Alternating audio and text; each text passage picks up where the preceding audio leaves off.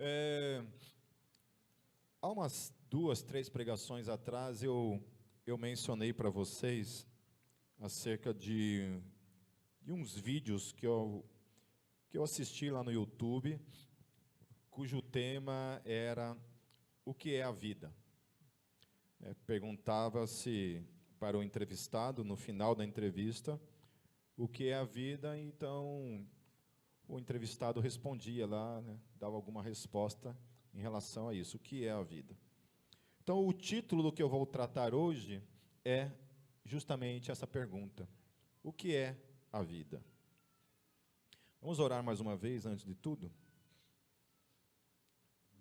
Pai, nós mais uma vez nos colocamos diante do Senhor e pedimos graça, mais uma vez, para compreendermos a Tua palavra, que ela venha falar ao nosso coração nessa noite, ministrar, nos ensinar, nos iluminar acerca da revelação da Tua palavra.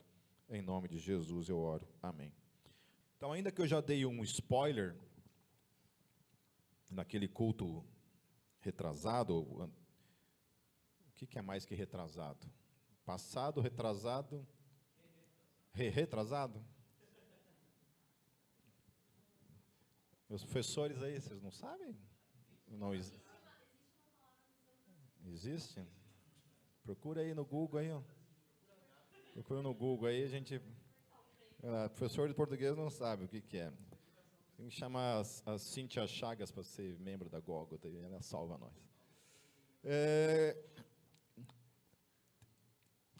Eu vou ler algumas respostas acerca dessa questão, daquilo que foi respondido. Então, vai estar passando ali, né? A primeira delas é essa daqui, ó. A vida não é real, é só uma simulação.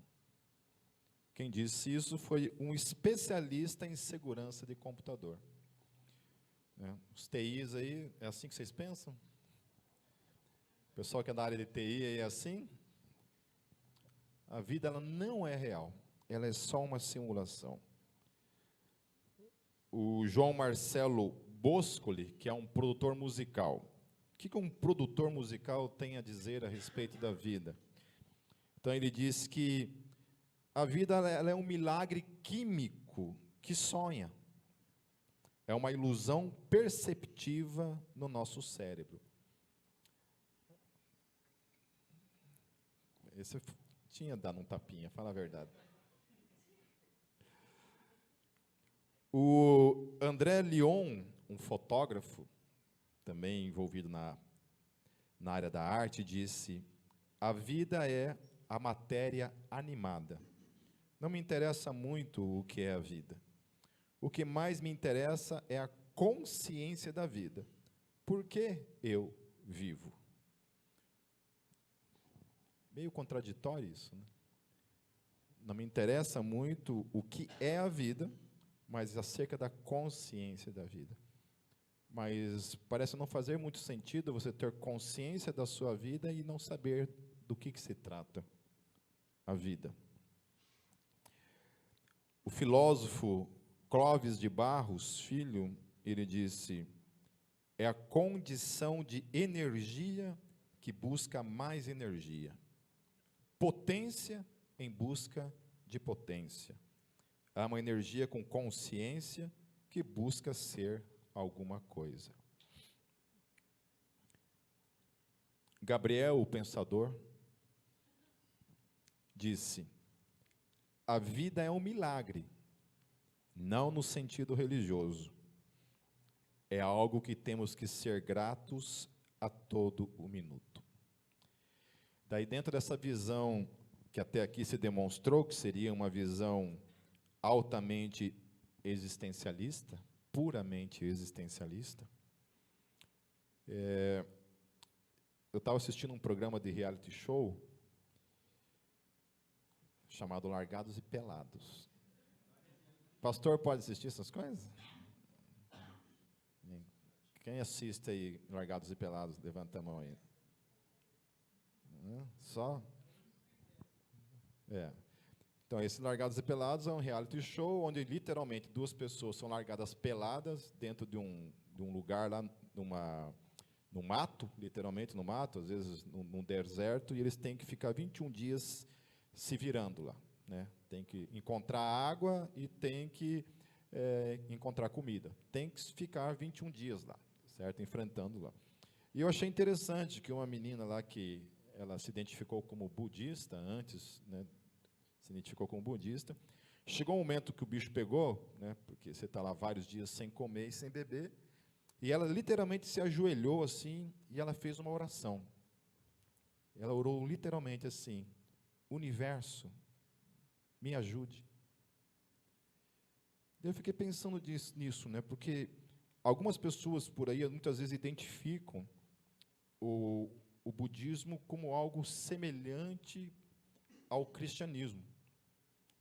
Mas isso que eu estou falando não é o que eu penso, é aquilo que os próprios budistas falam. Uma monja muito conhecida, tem vários vídeos no YouTube, eu ouvi isso da própria boca dela, ela falando, eu vi ela falando isso. Que na concepção budista não existe Deus. Não existe Deus.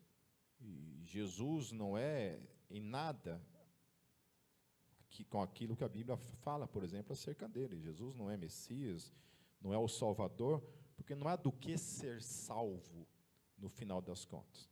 A filosofia budista é uma filosofia de uma suposta evolução espiritual do ser para alcançar um ponto na sua existência onde ele é absorvido pelo universo, por essa questão chamada universo, que seria uma espécie de panteísmo, mas não existe pessoa, não existe um Deus pessoa.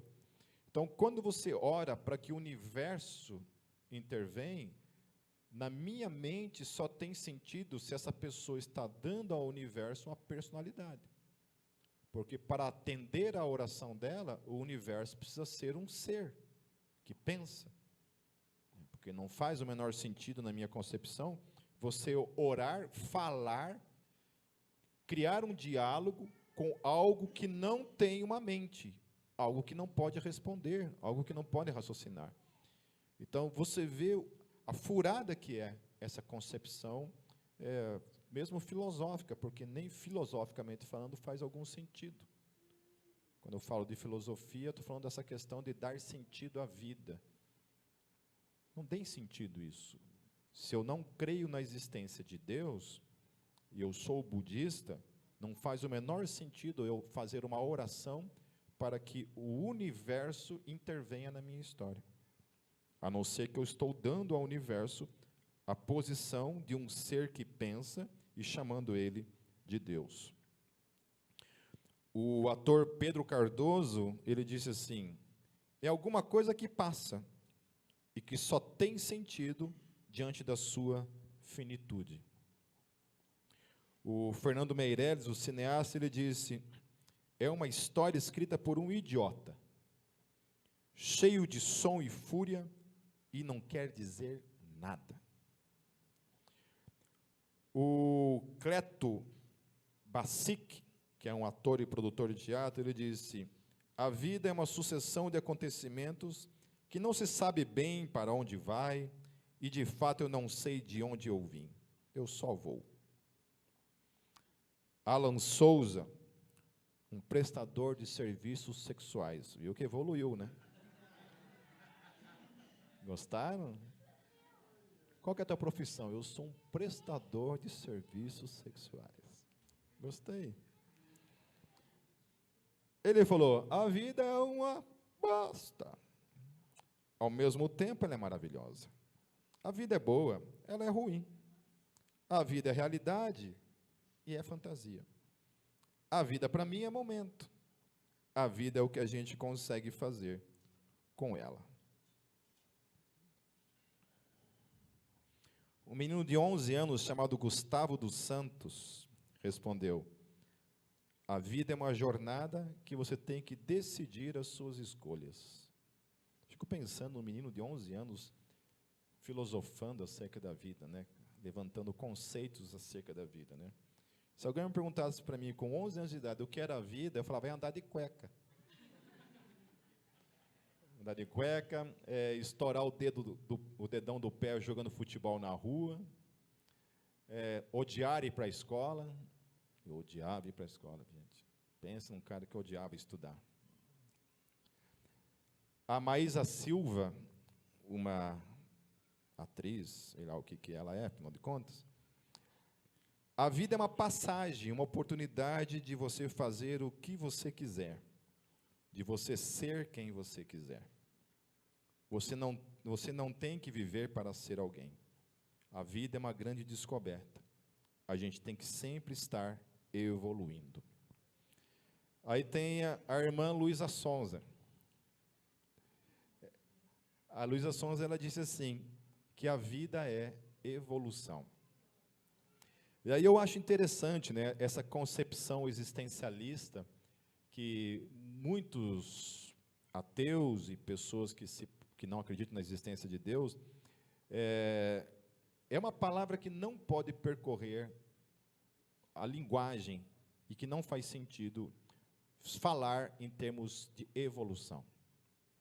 Porque quando você fala evolução, você está propondo que existe algo ao qual você está evoluindo para se tornar aquele algo. Certo? É isso.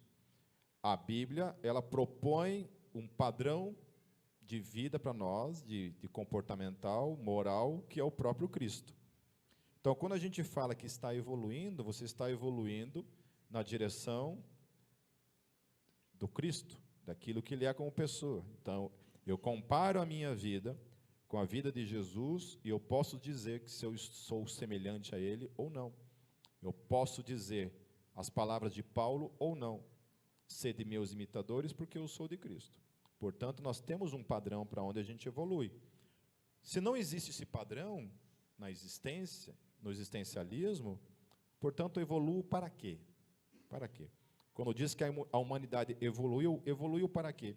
Vocês acreditam realmente que a humanidade, de um modo geral, ela evoluiu moralmente falando? Vocês acham que hoje o homem ele é menos pecador? A humanidade, tá? Esquece a igreja. Vocês acham que a humanidade, o indivíduo humano, ele é diferente daquele indivíduo que estava lá nos tempos de Noé? Vocês acham? Mesmo com o tal do iluminismo, com toda essa questão, né, que a humanidade se gaba e diz que o ser humano evoluiu moralmente falando, porque supostamente algumas coisas de fato mudaram, né?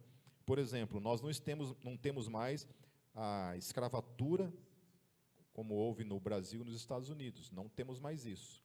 Mas de fato a escravatura foi abolida, de fato? Continua existindo escravidão no mundo? Continua.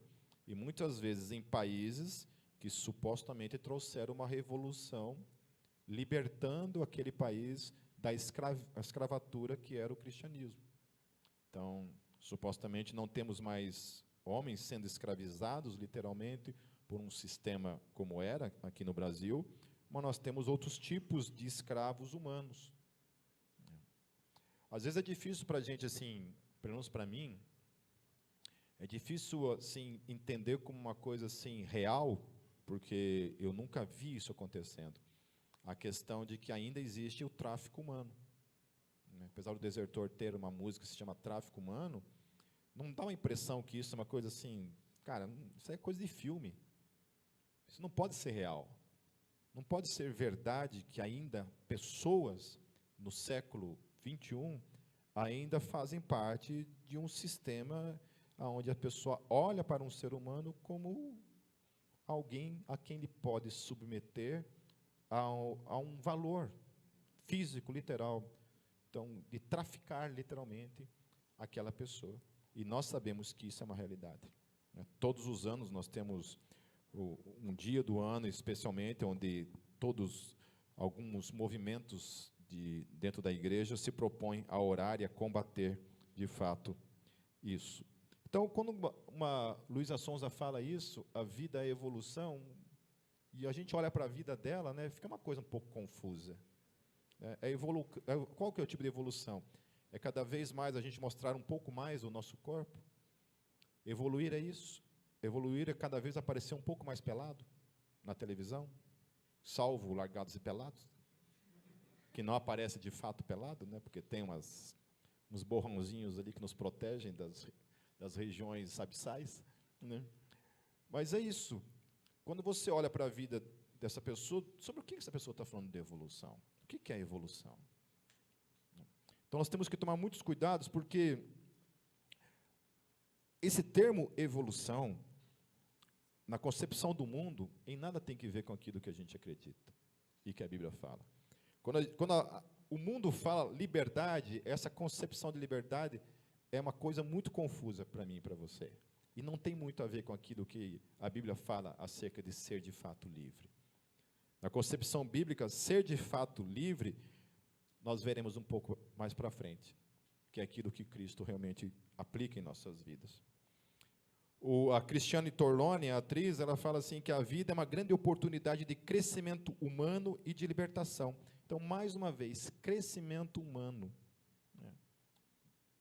Qual que é esse padrão? Quando eu sei que eu estou crescendo como ser humano?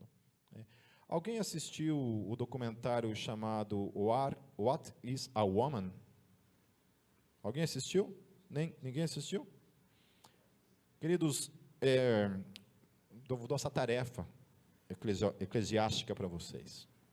Assista esse documentário lá no YouTube. What is a Woman? O que é uma mulher? É uma pergunta, tem legendado. Quem sabe inglês, né?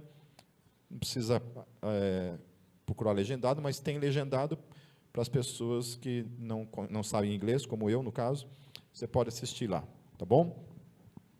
Mas é isso. Então, quando essas pessoas falam que a liberdade, esse documentário, todo ele caminha em cima disso. O que é uma mulher? E aí, basicamente, o documentário gira em torno dessa questão de gênero, de sexualidade e gênero. O cara, ele é pai de 4 meninas e ele tem acesso a esse tipo de informação que hoje nós vemos por aí, e basicamente é isso, ele vai sair por aí perguntando. Então, ele vai primeiro perguntar para os profissionais que estão divulgando e defendendo essa ideia. Então, ele vai para psicólogos, psiquiatras, ele vai, inclusive, ele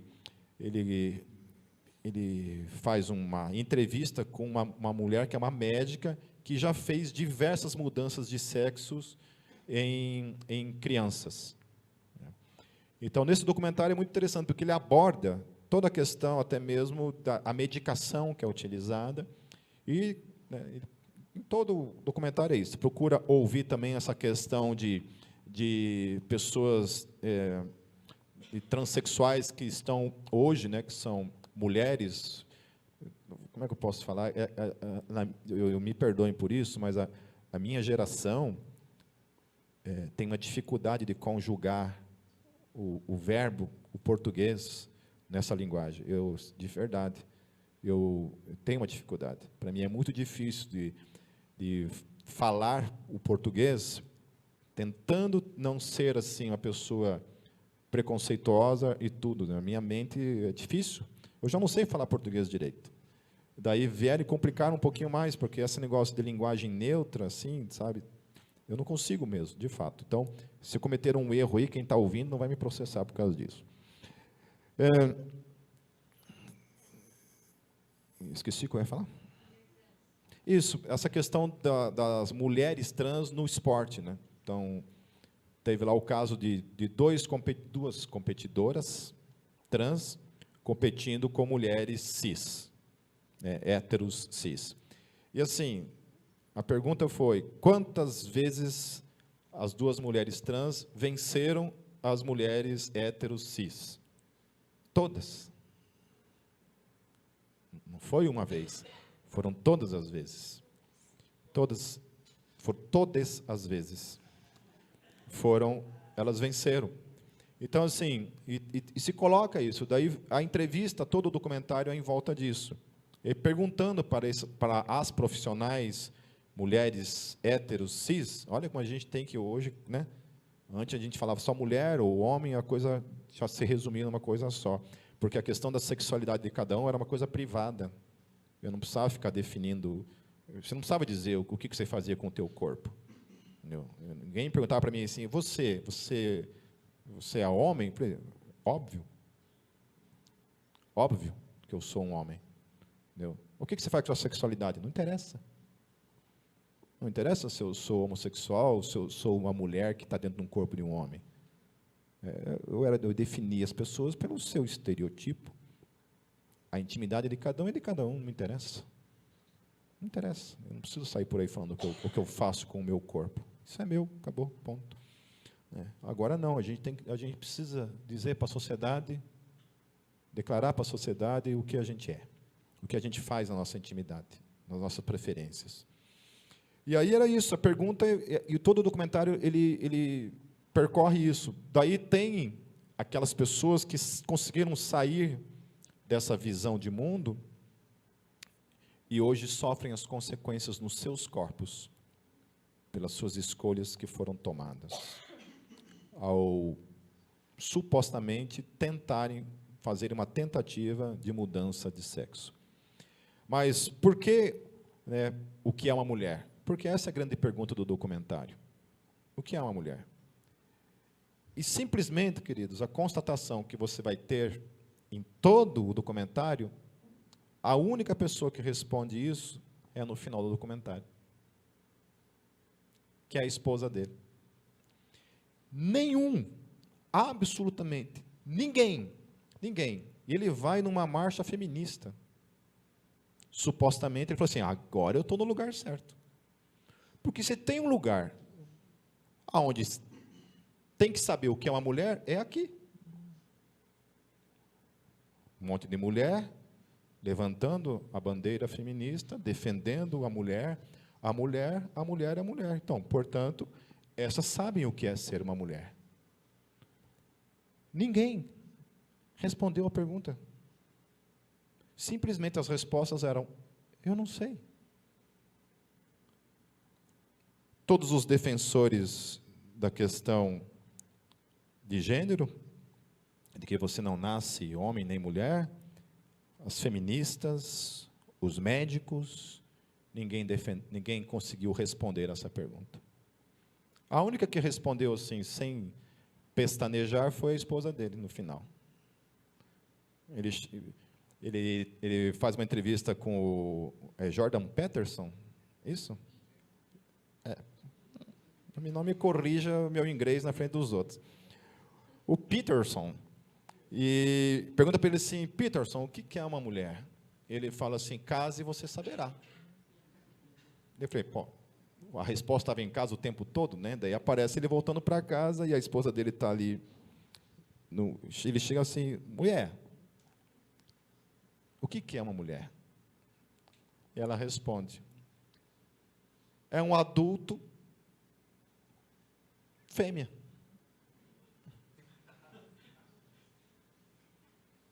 É um adulto fêmea. Ponto. Isso é uma mulher.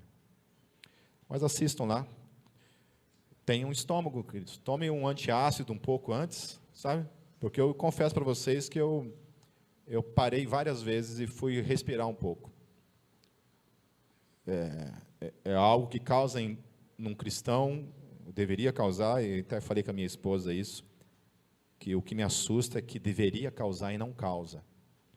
Mas é uma coisa que causa em mim assim uma revolta, olha, uma ira para além, porque não estamos falando de adultos fazendo escolhas. Não estamos falando de uma questão ligada a cada um de vocês que é um adulto que vai fazer as suas escolhas. Nós estamos falando de uma questão que envolve crianças e adolescentes, que estão muito além, muito aquém de estar no poder absoluto de tomar uma decisão para o restante das suas vidas. E que isso deveria ser uma coisa para quem tivesse seus 30 anos. que é a idade que a Bíblia julga que uma pessoa está madura para algumas coisas. Vocês sabiam disso? Que na cultura judaica, até os 30 anos de idade, você era um adolescente.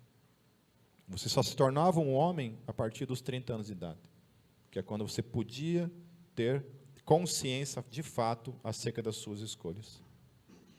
Inclusive, já existem movimentos dentro da psicologia que já quer aumentar essa questão da adolescência dos 10 anos até os 30 anos de idade. Quem aí já tem mais do que 30? Quem tem menos de 30? Tudo adolescente. Tudo teen. Já está sendo classificado. Já pode fazer parte dos go-go-teens. Então, por quê? Porque a Cristiane Torlone, ela coloca essa questão, então, né, que ela é uma oportunidade de crescimento humano. Daí eu fico pensando, quando essas pessoas falam de crescimento humano, o que isso quer dizer? De fato. E é uma preocupação quando o mundo, quando o humanismo, ele quer determinar o que é evolução moral, vindo de uma pessoa que a gente sabe cuja vida está aquém ao que eu imagino que deva ser uma conduta de uma pessoa, e uma questão de crescimento, né, do que essa pessoa está falando. Né?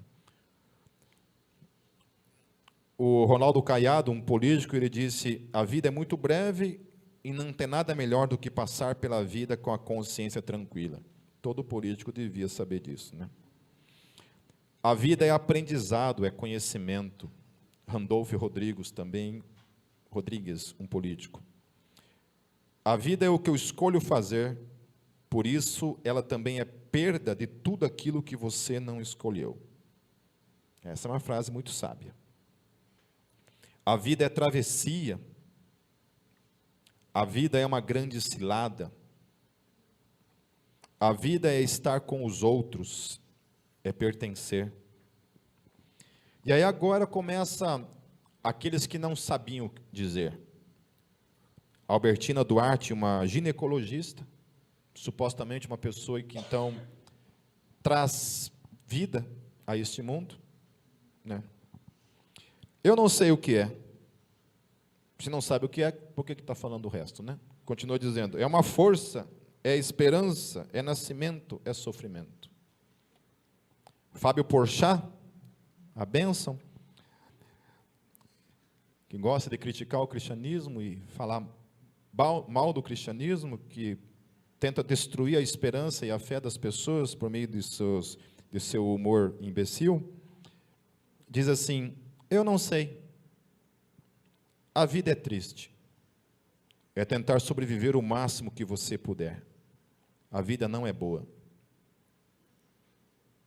É esse cara que tem a vida desgraçada, que ataca então aqueles que têm esperança no Cristo, porque supostamente acredita que a sua vida é superior à dos outros, para querer então destruir a esperança dos outros, para que os outros vivam esse lixo de vida que ele vive. Não é interessante isso? Se a tua vida é essa porcaria, por que você então critica aqueles que têm esperança, que creem, que têm fé? A gente não sabe o que é a vida. André Abujanra. Flávio Gicovat, que é um psiquiatra, não sei o que é a vida. É uma incerteza. Celso Sabadim, um professor, eu não faço a mínima ideia. O Iberê Tenório, um youtuber, eu não sei e me sinto confortável em não saber. Jô Soares, sei lá, não faço a mínima ideia. Eduardo Sterblitch, humorista, foi que deu a resposta mais triste. Ele fala, não tenho a mínima ideia. É ter momentos para mim, é poder ajudar meus avós. E no final ele fala, me responda, por favor, cara. Quando ele começa a chorar e entra, de fato, numa postura de desespero por não saber responder. Kim Kataguiri, também político, ninguém sabe. Ida Vicência, uma crítica de teatro, a vida é uma sombra ambulante. Braulio Bessa, um poeta, a vida é o que se escapa. Rui Castro, um jornalista, eu não sei, que pergunta, eu não terminei de viver ainda. Adriano Goldman, diretor de TV, a vida é uma busca por momentos de calma. Estou quase encerrando essa parte, queridos. James Bantu, um poeta, a vida é escrever sem borracha. É um jogo de fliperama, apenas com uma ficha. E aí eu achei assim interessantíssimo em todas essas questões o fato de que nenhum deles sabe o que é a vida. E aqui eu coloquei, eu fiz um resumo de todas, são mais de 100 respostas, e basicamente a resposta se resume nisso. Eu não sei. Assim como ninguém sabe dizer o que é uma mulher, ninguém sabe dizer o que é a vida. E esse é o nosso mundo. Esse é o nosso mundo com essa vidraça, com essa parede de vidro, onde supostamente as pessoas emitem opiniões, tentam dar sentido à vida para os outros, sendo que ela mesma não tem resposta para a própria vida dela. Essas pessoas fazem música, essas pessoas fazem filme, essas pessoas fazem teatro, essas pessoas fazem pinturas, essas pessoas fazem novelas, essas pessoas fazem filosofia, essas pessoas ensinam e não sabem absolutamente nada acerca do que é a vida. Esse é o mundo, o qual eu e você estamos inseridos, o qual nossos filhos estão aprendendo acerca dessas pessoas, o que é a vida. Para Salomão, a vida em si mesmo era tão somente algo inútil e sem sentido algum.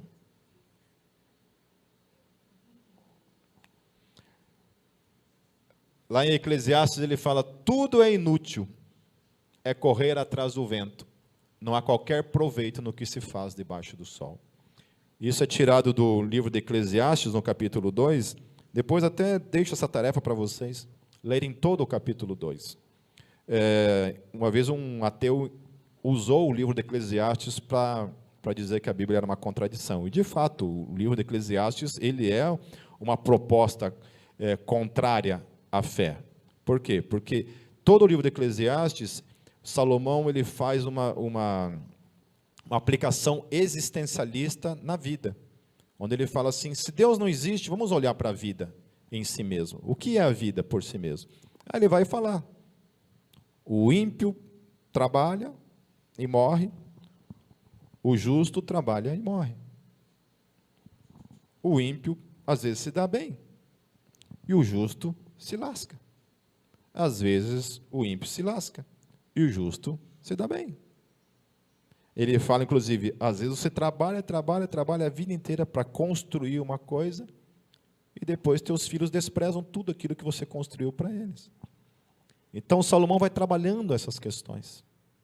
E ele aplica o existencialismo na vida, e aí a conclusão é essa. Tudo é inútil. Tudo é inútil. Então, o que é a vida na revelação do Novo Testamento? Primeira coisa é que a vida vem de uma pessoa, Cristo. Lá em João, capítulo 1, 4, diz assim, nele estava a vida, e a vida era a luz dos homens. A outra coisa que o Novo Testamento fala é que a vida, então, não somente está em Cristo, mas a vida também é o próprio Cristo. Ele é uma pessoa. Lá em 1 João 1, 2, olha que coisa interessante, quando João vai falar acerca da experiência deles caminharem com Jesus, olha como é que ele define Jesus. O que era desde o princípio, o que ouvimos, o que vimos com os nossos olhos, o que contemplamos e as nossas mãos apalparam. Isso proclamamos a respeito da palavra da vida. Aí ele vai falar: a vida se manifestou, nós a vimos e dela testemunhamos e proclamamos a vocês a vida eterna que estava com o Pai e nos foi manifestada. Então, portanto, o apóstolo João está dizendo que a vida, ela é dada por alguém, e essa vida que é dada é o próprio Deus que é dado para cada um de nós. Amém? Quando a Bíblia chama vida, nesse sentido, não é simplesmente estar vivo, não é simplesmente existir. Ele está falando que é um tipo de vida, é uma qualidade de vida. E essa qualidade de vida, ela é dada por uma pessoa que habita dentro de mim e dentro de você.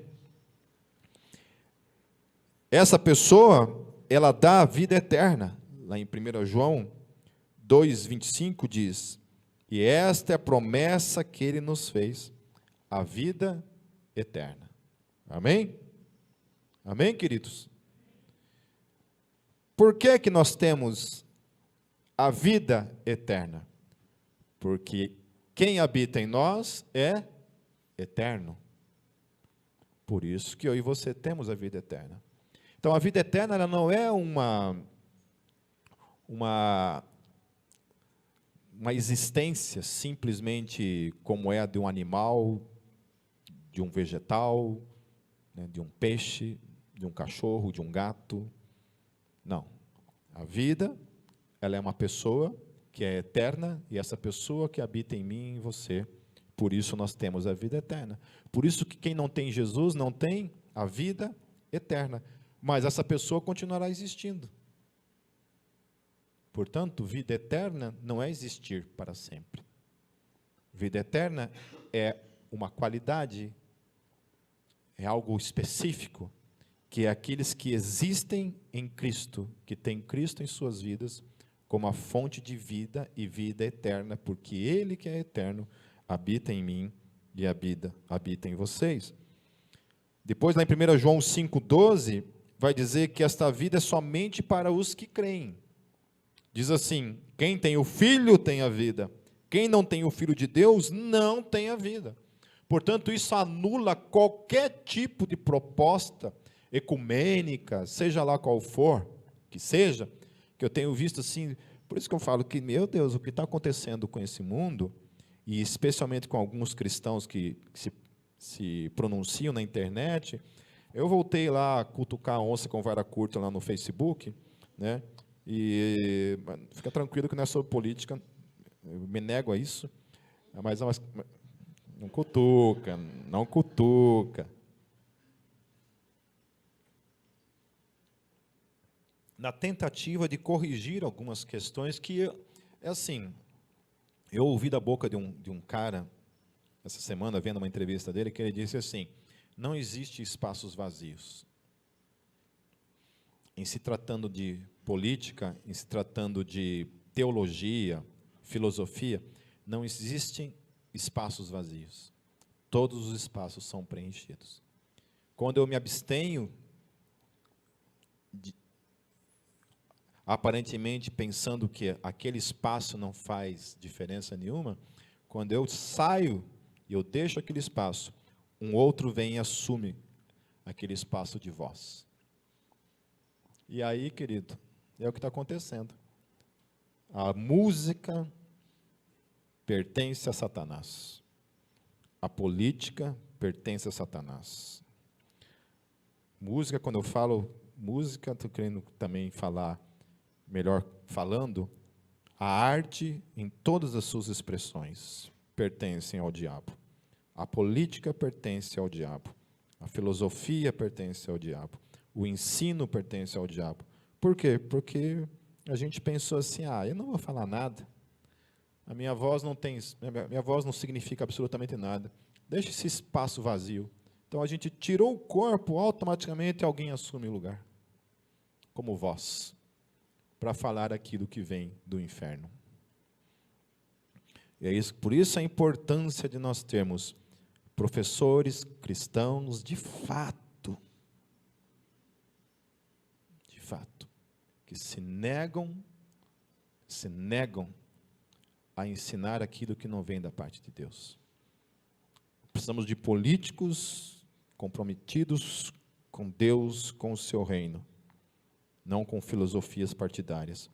Precisamos de atores cristãos, pintores, músicos. Nós precisamos tomar o nosso papel nesse lugar, meus queridos, nesse mundo. Amém? Precisamos, todos nós precisamos. Aonde nós estivermos, nós temos que fazer a diferença, em nome de Jesus. Por isso que Paulo falava que nós estávamos mortos em nossos delitos e nossos pecados. Como assim? Você estava morto antes de vir para Cristo? Literalmente? Não. Você respirava. E Paulo fala que você estava morto, que eu estava morto. Ele fala isso, você estava morto. Você só passou a estar vivo, ter vida, quando você veio para Cristo. Por isso que a Bíblia toda, quando se refere à vida, ela está se referindo a isso. Vida, só existe uma vida bíblica, que é estar em Cristo Jesus. Então, Paulo ele falava assim, lá em Filipenses 1:21, porque para mim o viver é Cristo e o morrer é lucro. Viver para ele era estar em Cristo. Estar morto era não estar em Cristo. Gálatas 2:20, já estou crucificado com Cristo e vivo, não mais eu, mas Cristo vive em mim. Esta é a máxima da fé cristã. É para isso que nós fomos chamados, é para isso que Cristo morreu, para que pudesse viver em cada um de nós. Amém? Você pode falar isso? Já não sou eu mais quem vivo, mas Cristo vive em mim. Amém? E aí ele continua dizendo assim, e a vida que agora vivo, olha só, eu vivia uma vida, mas agora a vida que agora eu vivo, que eu agora estou vivendo na carne, vivo-a pela fé no Filho de Deus, o qual me amou e se entregou a si mesmo por mim. Aleluia. Então agora de fato eu vivo essa vida.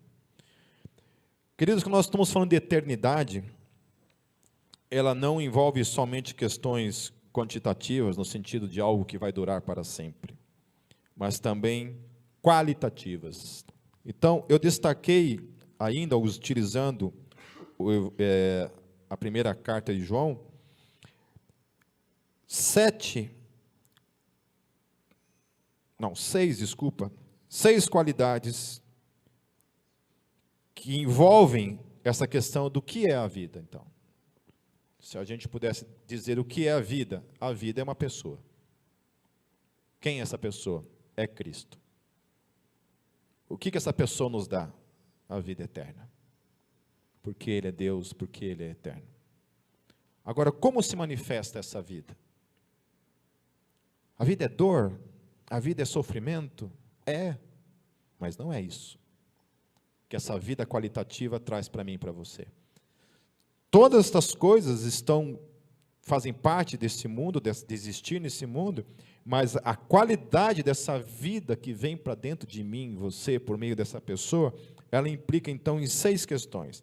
A primeira é que ela é uma luz que repele todas as trevas em mim e em você. Lá em 1 João 1:5, diz assim, e esta é a mensagem que dele ouvimos e vos anunciamos, que Deus é luz e não há nele trevas nenhuma. Se dissermos que temos comunhão com Ele e andarmos em trevas, o que o texto fala?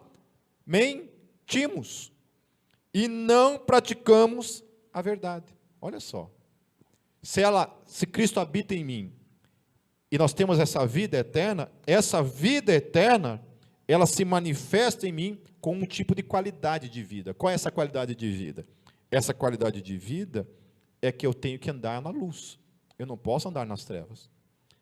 Portanto, se eu digo que eu tenho Cristo, mas eu caminho nas trevas, o texto está dizendo que nós estamos mentindo.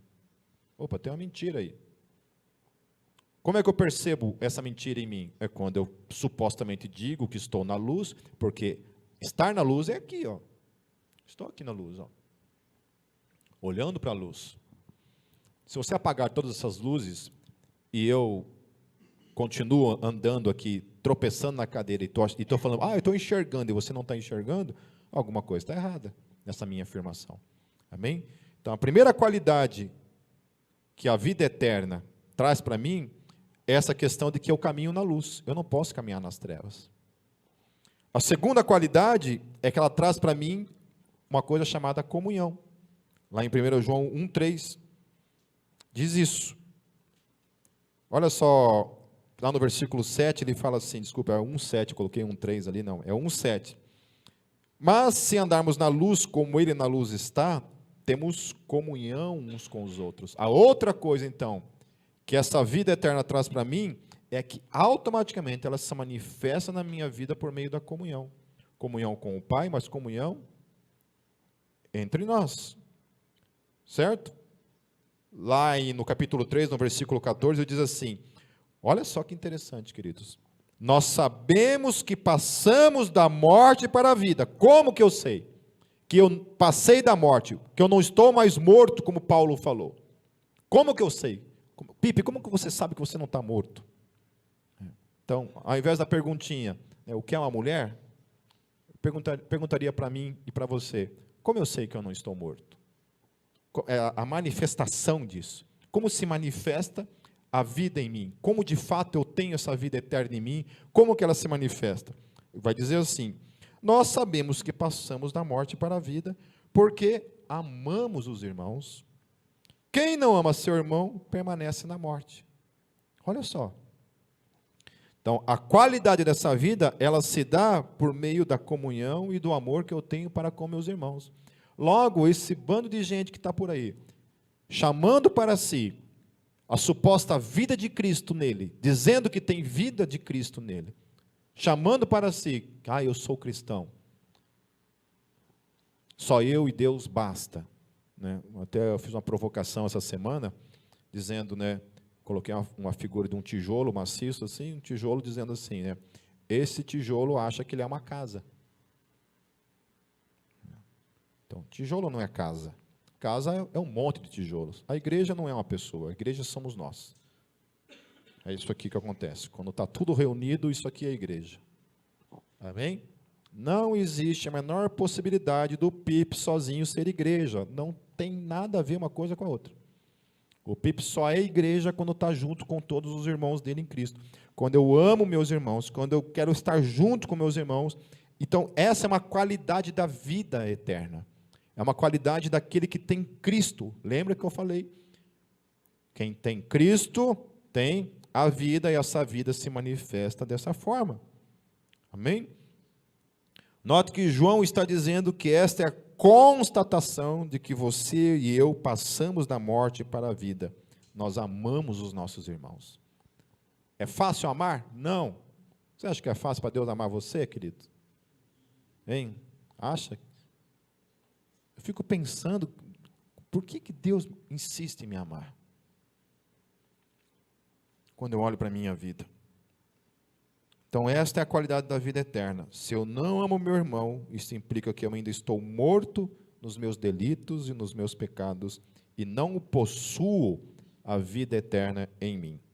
Quem tem essa luz, busca a comunhão com Deus e o próximo. Amém?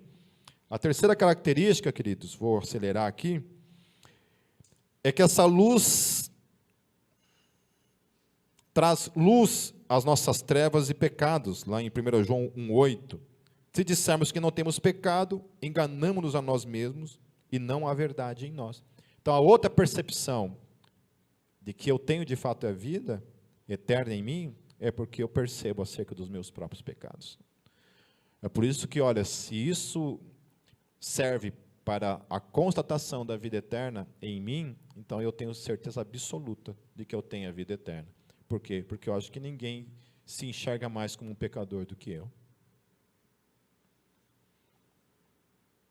Se alguém pudesse constatar e dizer que onde abundou o pecado, superabundou a graça, sou eu. Porque eu nunca consigo me enxergar como um não pecador. Quando a pessoa se enxerga como não pecadora, essa pessoa não possui a vida eterna. Continuando, no versículo 4, o quarto ponto, a quarta característica, é que essa vida eterna ela nos conduz ao arrependimento, no versículo 9. Amém? Nós confessamos os nossos pecados. Amém? Então, uma vez que eu entendo a minha posição como pecador, eu sempre estou me arrependendo dos meus pecados. Então, não é somente uma constatação do pecado, mas é um arrependimento genuíno que a vida eterna traz. Porque ela faz uma mudança, a famosa palavra grega metanoia, essa mudança de mente em mim. A quinta característica é perdão. É perdão para com o outro. Essa vida eterna ela traz esse perdão que vem da parte de Deus e do mesmo modo ela se manifesta por meio do perdão para com o meu irmão. Se eu não perdoo o meu irmão, eu não tenho a vida eterna. Quando Jesus fala, se vocês não perdoarem, vocês não serão perdoados, ele está dizendo, olha, aquele que tem a minha vida dentro dele, tem que manifestar perdão na vida do outro também. É fácil? Não. Se for para a gente perdoar as coisas perdoáveis, aí... Às vezes as pessoas falam assim, por exemplo, envolvendo questões de traição, né? Se eu for traído, eu não perdoo. Por que isso? Cuidado com isso. Cuidado com isso.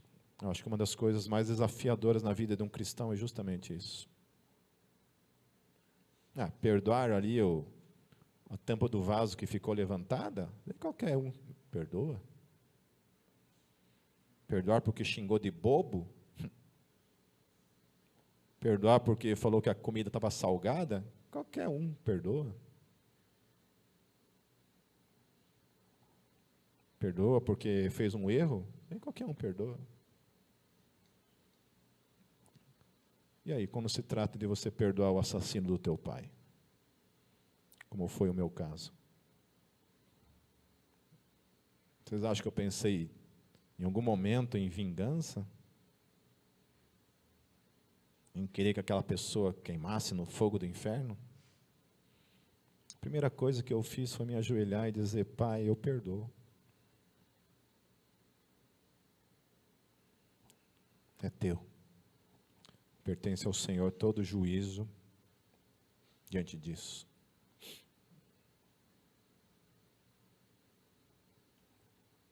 Isso estou falando de uma coisa só, tantas e tantas coisas que a gente precisa perdoar na vida. Tem coisas que a gente fala assim, cara, isso é tolice. O grande desafio de ser cristão é justamente isso. Perdoar situações onde a gente pensa assim, não, cara, isso não tem perdão. Está aí uma coisa no Evangelho que não existe.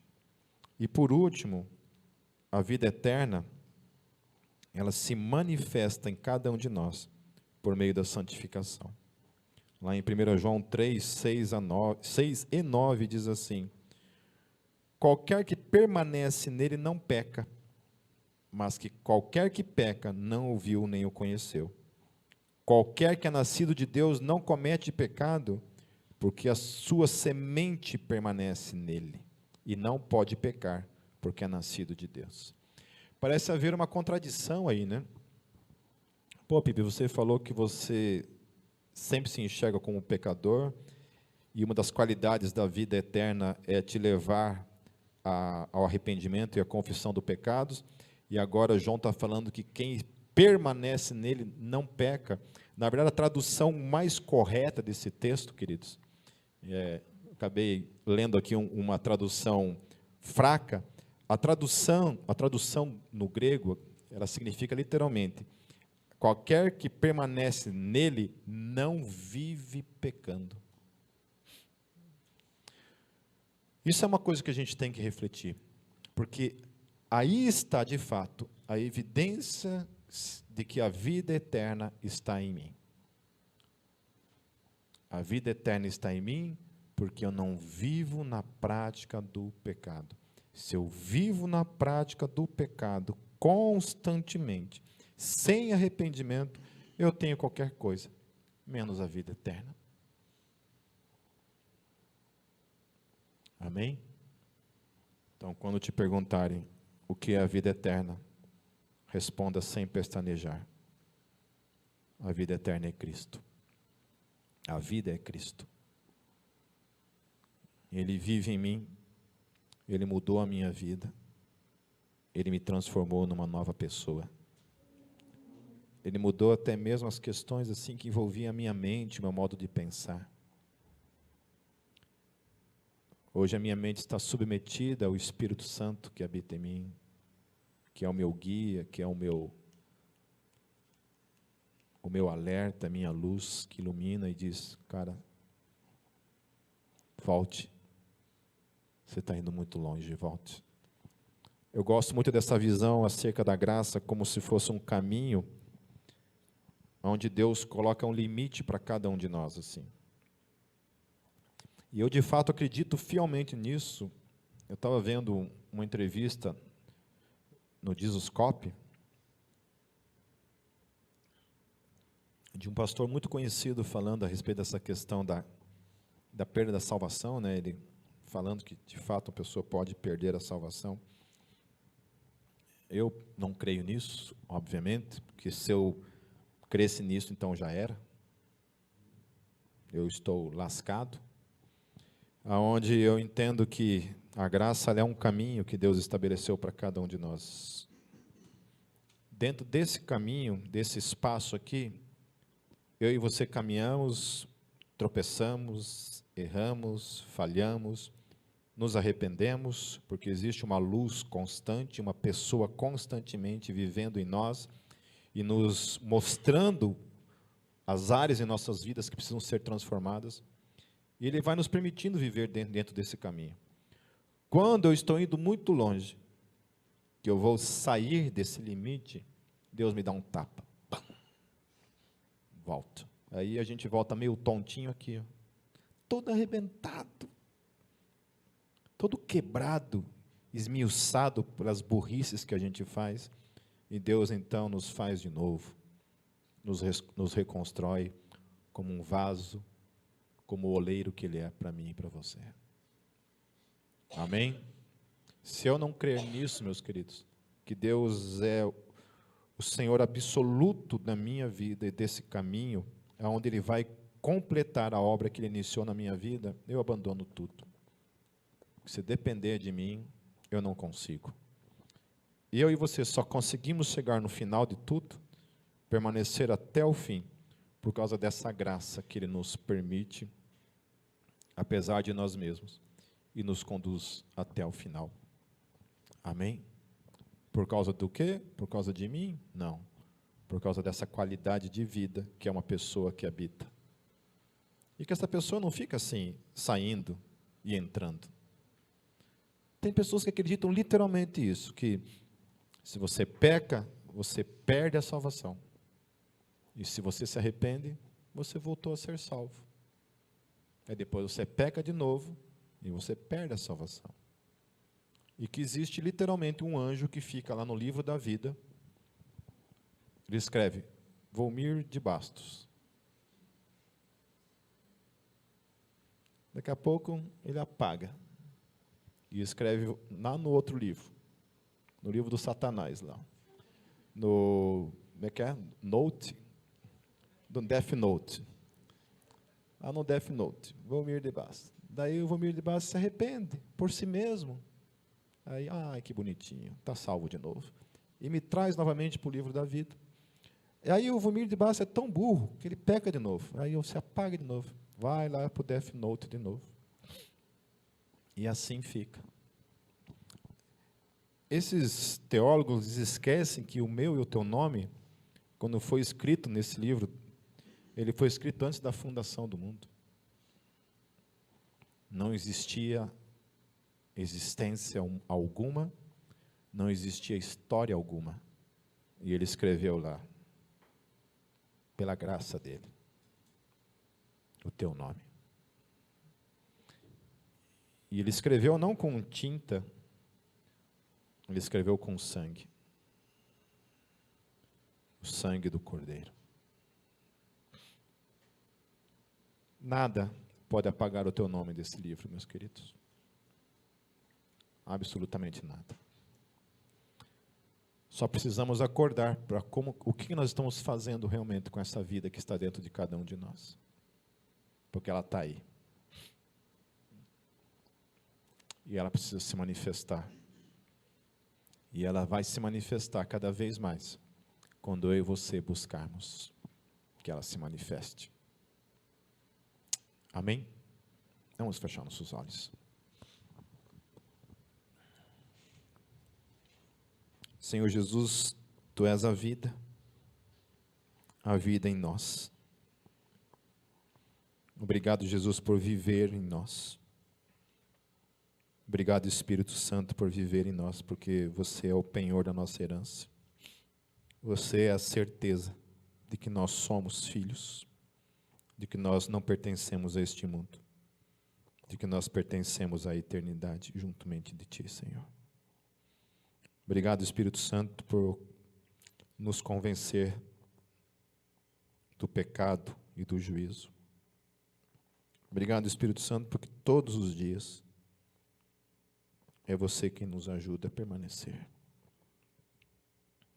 Obrigado, Jesus, pela Tua promessa de que você estaria conosco todos os dias, até a consumação dos séculos. Obrigado, Jesus, pela Tua promessa de que o Senhor disse que prepararia um lugar e voltaria para nos buscar. Obrigado, Senhor, pela revelação da Tua palavra que diz que todos nossos nomes foram escritos no livro da vida, antes de todas as coisas. Obrigado, Senhor, porque isso foi escrito com Teu sangue precioso, Senhor Jesus. Não foi escrito pela vontade humana. Nós não nascemos da vontade humana. Nós nascemos de Ti, Senhor. Tu és o nosso Deus, o nosso Senhor. Perdoe os nossos pecados, Senhor. Nos perdoe, Senhor, por sermos tão falhos, errados, estúpidos, tão estúpidos, Senhor. E nos ajude, Senhor, a sermos de fato aquilo que o Senhor quer para a nossa vida. Que nós possamos falar as palavras de Paulo, Deus, com poder e com autoridade. Que não somos nós, mas quem vivemos. De que o Senhor vive em nós e que a vida que agora nós vivemos pela fé. Que nós possamos dizer, Deus, para os outros, sede meus imitadores, porque nós somos do Senhor. Porque nós o imitamos no nosso dia a dia, Senhor. Deus, extirpe da nossa vida, Deus, toda a mediocridade, todo o pecado, todo o vício, toda a doença, toda a preguiça, Deus. Tudo aquilo, Deus, que nos impede de sermos cheios do Teu Espírito. É o que nós oramos, Jesus, em Teu nome. Amém.